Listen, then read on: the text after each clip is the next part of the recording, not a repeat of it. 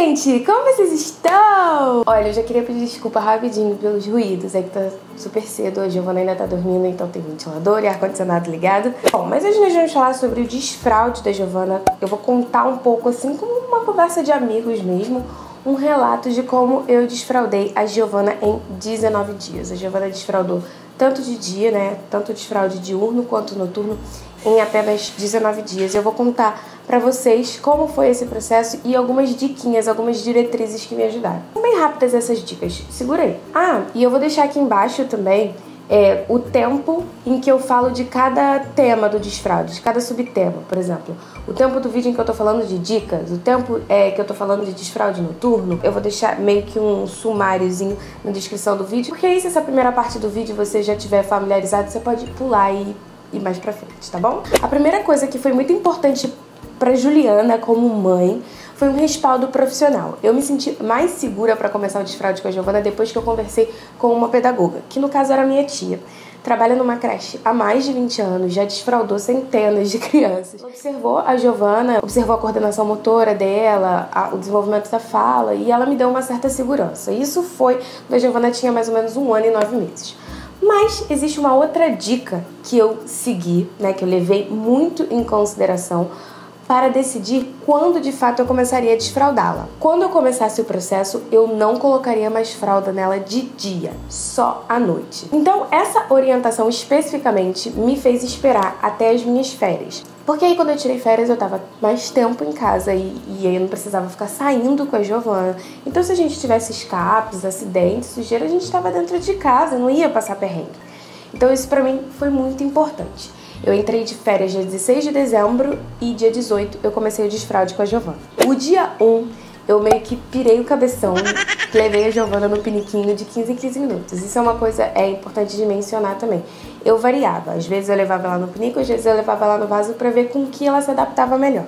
E até hoje é um pouco variada, ela acaba indo mais no pinico porque é mais prático, mas é variada, ela não tem medo do vaso, nenhuma resistência. Só que nesse primeiro dia, por mais que eu estivesse levando ela de 15 em 15 minutos, foi o dia em que nós tivemos mais escapes. Não teve outro dia do desfraude com mais acidentes do que o dia 1. Eu atribuo esse número de acidentes justamente a esse estresse do qual ela foi submetida, porque de 15 em 15 minutos ela era interrompida e levada no banheiro para fazer xixi. Isso deixou ela super estressada. Então no dia seguinte eu já mudei esse tempo, sabe? Eu já comecei a levá-la de meia em meia hora e isso já foi diminuindo a quantidade e incidência de escapes. Bom, aí eu fui espaçando esse tempo intuitivamente, sabe? Isso aí é uma coisa entre você e a sua criança. Como você vai estar em casa com a sua criança, você vai observar, você vai ver os sinais que ela dá.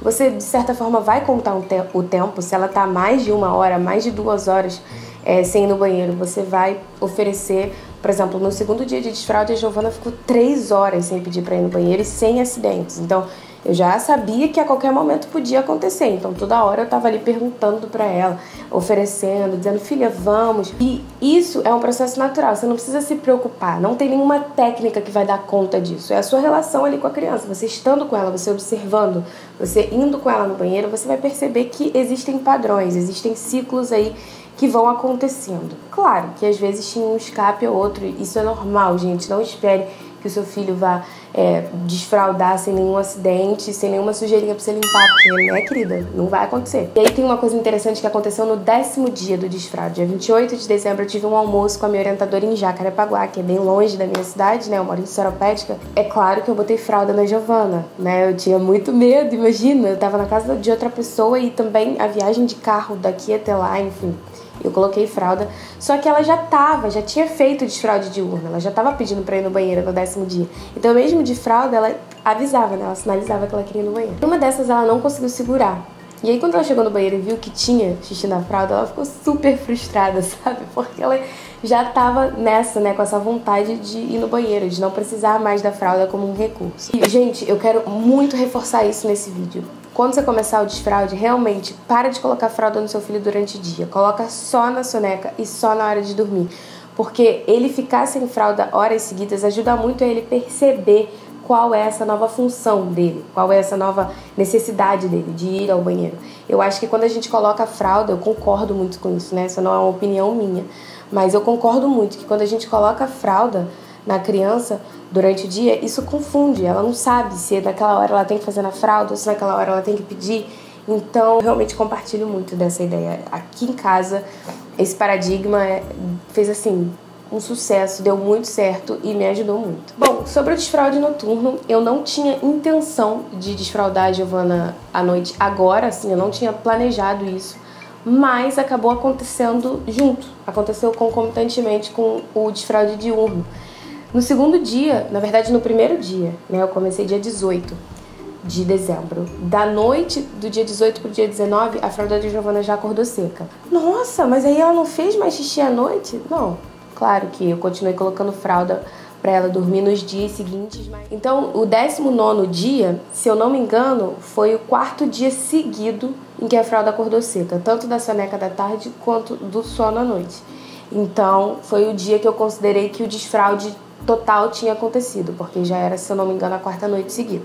E é muito curioso ver como a rotina das crianças influencia no desfraude, porque um dos escapes que a Giovana teve, normalmente, né, quando ela teve esses escapes noturnos, depois que a gente começou o processo, era quando ela saía da rotina, quando ela chegava em casa dormindo, ou então quando ela jantava à tarde e acabava tomando muito líquido à noite.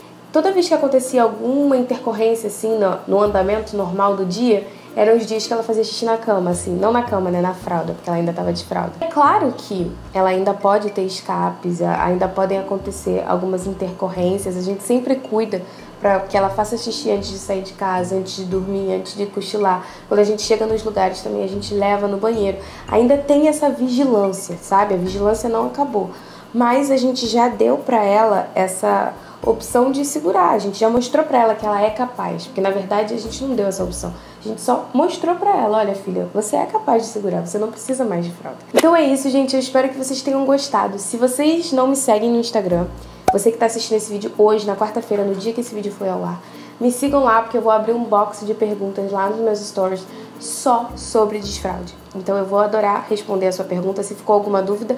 Esse vídeo é mais para ser um panorama geral mesmo, assim, um relato de como foi. Mas, enfim, se ficarem dúvidas, vocês podem me perguntar, tá bom? Não se esqueça de avaliar e de se inscrever no canal, tá? Isso é muito, muito, muito importante para que esse vídeo chegue a outras famílias, chegue a outras mães, outros pais. Um grande beijo e até a próxima!